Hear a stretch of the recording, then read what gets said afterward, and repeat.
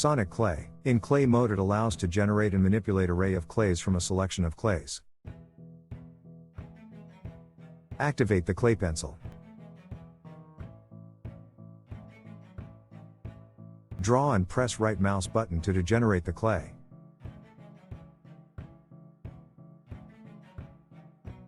Remesh the clay with Quadraflow.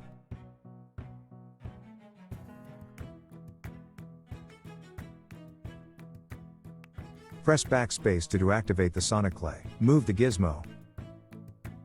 Increase the count clays in the with control mouse wheel button.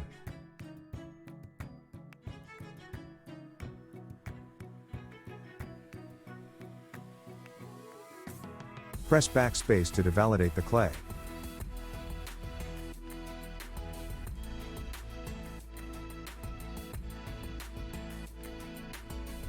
Press backspace to split the clay.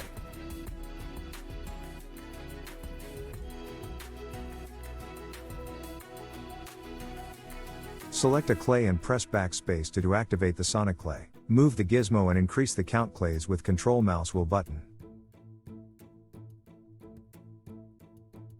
Press backspace to validate the clay.